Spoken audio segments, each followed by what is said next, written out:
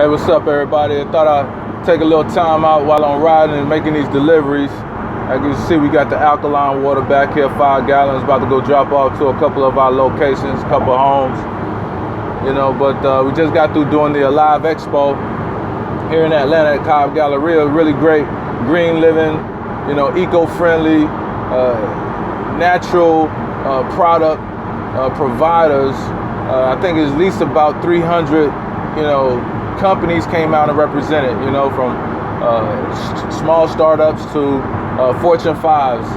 It was a beautiful day. You know, we networked and talked with at least about 500-600 people, put our product in their hand, you know, gave samples, gave literature, you know, had a lot of dialogue, good dialogue. And so one of the things I wanted to address today was some of the questions and concerns or some of the misperceptions about alkaline water and the truth and the myth. You know, well, I'm not going to get that deep, but just know that that's going to probably be the follow-up. But I just want to address a couple of things real quick. One of those things is this: there's a huge difference between natural spring water and purified water. Spring water and purified water, not spring alkaline water, but just regular spring water and purified water. 10 times out of 10, your purified water has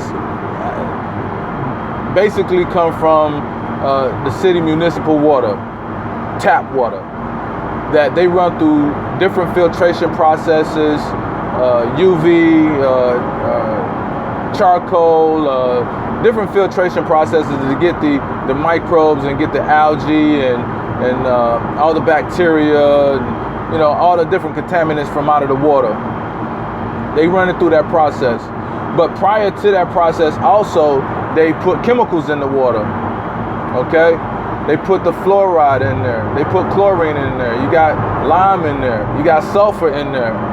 You got, you know, deposits that come from off the pipes in there as well. And you got to remember that fluoride is a gas. It is a very toxic gas. So it's eating away those pipes on the inside as they're moving, you know, within the production facility that goes through the whole cleaning process. We have to remember that. And so once they're done with that, they run it through rocks and sand, and, you know, they run it through different filtration processes. But at the end of the day, they still add back more chemicals to make sure that there is nothing else in the water. That's purified water. That's what they call purification. Then it get bottled.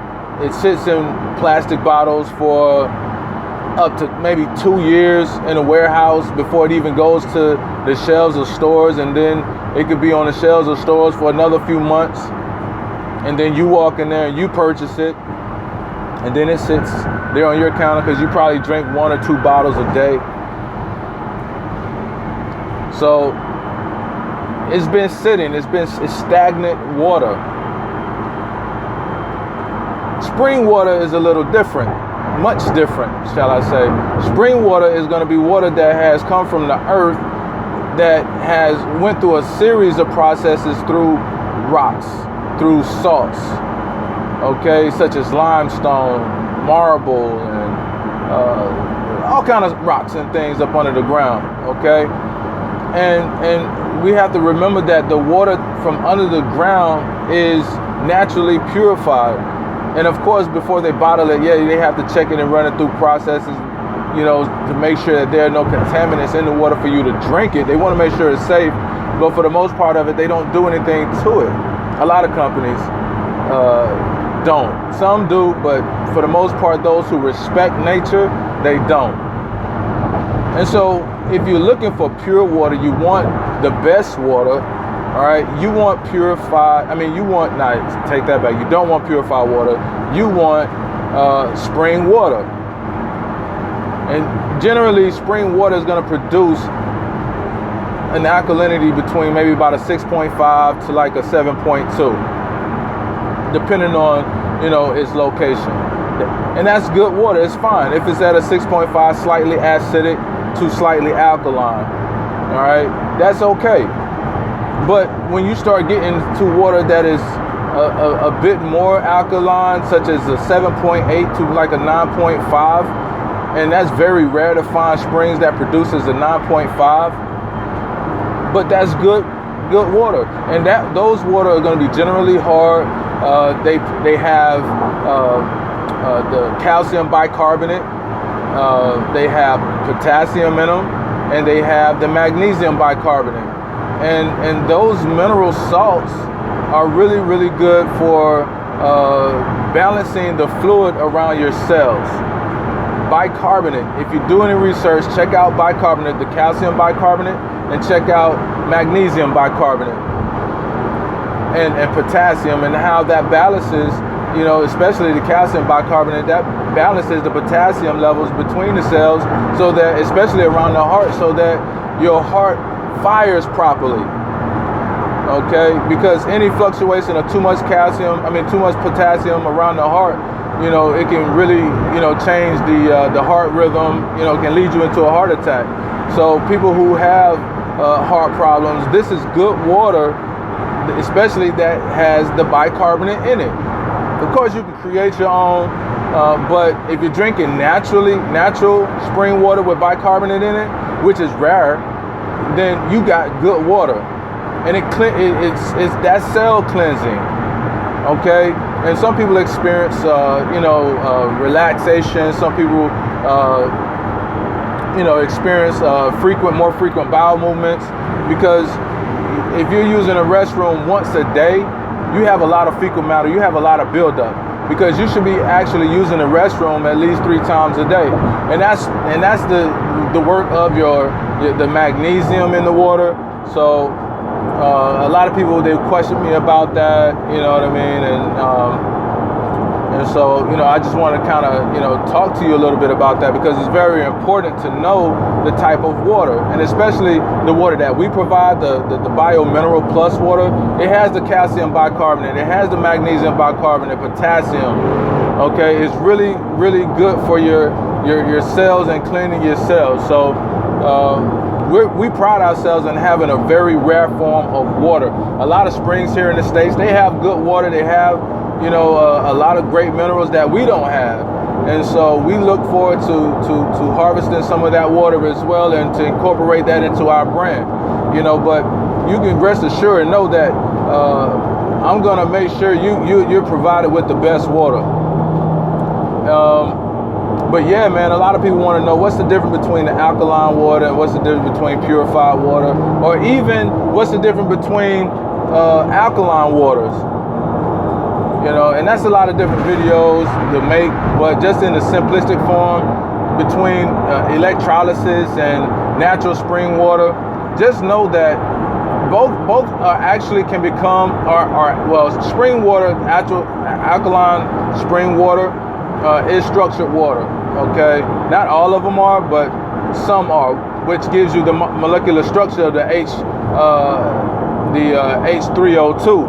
Okay, but and that gives you that smooth, creamy taste. All right, so if your water doesn't have a smooth, creamy taste to it, then it's not structured water. You know, it's not structured water. If it's very, very light and bland, and you know, I got a little you know, that little thing taste, then, you know, yeah, it's good water, but it ain't that real deal. And so when we're looking at those ionized machines, only thing they're doing really is just splitting the molecules of the water that's coming out of your tap. I really don't see how the electricity is actually filtering the water, and how it's actually mineralizing the water, because the mineralization comes from the rocks. It comes from earth. Just like your plants get its minerals from the soil, so does the water. And water is also a conductor of electricity. It carries vibrations. It carries memory from the molecules and from the minerals and anything that it comes in contact with.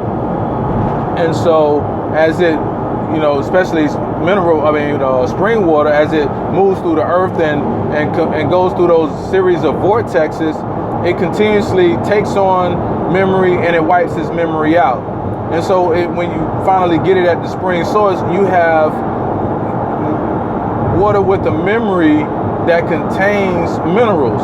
But when you're drinking that, I'm not gonna call their name, but when you're drinking water that's been coming out of your faucet, that goes through a electrolysis process, I mean, it's been sitting in pipes, stagnant water. Remember, it's coming from the tap. And the only thing it's doing is just splitting the molecules. You're getting one side of the water. You're getting only the negative side. So I don't really think that's not balanced. I mean, if you're only getting one side, the negative side, So I really feel that we should have a balanced water which provides you negative and the positive side as well. Because your body, the cells seek to balance itself out with the negative sides and the positive sides with the fluids of the potassium around the heart, and so you just got to make sure, you can drink that water, but just keep it to a minimum. You can't overdo that water. You can't drink that water long term. It doesn't keep its molecular structure, although it has a molecular, a complete hexagonal shape, but it's not coherent. Okay, because if you add heat to it, or you change light or anything to it, or it sits for over a week or two, then the molecular structure of that water changes. Okay, and so that's the problem. But water that comes from out of the earth, it continuously it stays. You can heat the water up. The molecules will break up, but they'll come back together again, back to its original form. And that's what you want.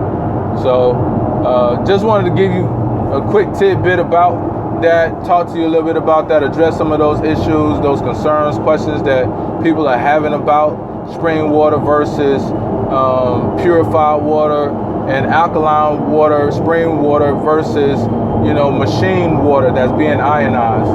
Myself, I really don't get into all of that about the machine water. I do have an understanding about it. I can talk to you and dialogue a little bit more about it, but for myself, I want things natural. If you go get your greens and your vegetables, you don't want GMO products. You don't want the clone products, right? You don't want nobody to touch it. You want it straight out of the earth. So why don't you want your water straight out of the earth? That's what I don't understand. Why do you accept GMO water and not the way that nature provides it, the way that God give it to you? I don't understand it. People say, hey, the doctors, they like, hey, I'm like, okay, well, whatever. You guys can have all of that stuff. But for myself, I want it straight out of nature. I want it the way that the earth provides it to me, because that's what my body resonates to. And I've been drinking it every single day. And so, and one thing, this doctor, she was like, the water, not the TDS, but the ORP of the water was very low, and I'm like, you know what, lady, I could tell she really don't know what she's talking about, because really high ORP of water, the oxidative reduction process of it is much, it should be high for the outer part of the body, wherein a lower ORP is good for human consumption. And so, for her to say that, it's really bananas. And then she said, okay, well, the water has potassium in it, and if you drink too much of it, then you can have, a person can die from it. I mean, that's like, our water has very low amounts of potassium, but it's bioavailable and it's good potassium. It has good levels. As a matter of fact, where we get our water from, people drink this water, has been drinking this water for years. You know what I mean? Cities have been settled around some of the springs out there. There ain't nobody dying out there from it. Matter of fact, people are living much longer. So for her to say that, that was bananas too. And you got to eat at least like 100 bananas The bananas have more potassium than our water does, right? So, and you gotta eat at least 100 bananas for a person to die. Who gonna sit there and eat 100 bananas in a day? So I'm like, you know what? People sometimes they have doctorate degrees. Like, how do you even get your doctorate? You know, a lot of things are just really common sense. You don't need science or, you know, 1,000 studies. You know, like my herbalist say, Danny Abaldo, you know, the herbalist, you know, he said 1,000 herbalists, 1,000 views. Who's right, who's wrong? But some things just require common sense. If you refer back to Dr. Sebi, who had a, like, what, 8th grade education, 6th grade education, or whatever, you know, think about it. Think about it. It just don't make sense. We use common sense. That's free. You don't have to pay for that. All right? But anyway, just want to drop that tidbit to you. I hope this here makes sense to some of those who are looking in search of the difference between purified water and you know, alkaline spring water. I mean, just the two names alone it creates the difference. I want to say the longer version, but for some reason it just won't come out. And plus, I'm in this traffic out here in the ATL, so you already know you gotta really be on your P's and Q's out here. So, but anyway, I hope this works. Please leave a comment, ask questions. All right, so we can dialogue and hash out everything that you need to know about alkaline water, spring water, you know, how it's coherent, how it's structured, you know, the molecular structure, you know, how it tastes, you know, if you go and look up, you know, H3O2, if you look up structured crystalline water, then you'll understand a whole lot more about Biomineral Plus water. That's what we have. The best of the best. And I'm out. Are you alkaline today? I am. Enough 5 gallons. I'll never be thirsty. And I'm out.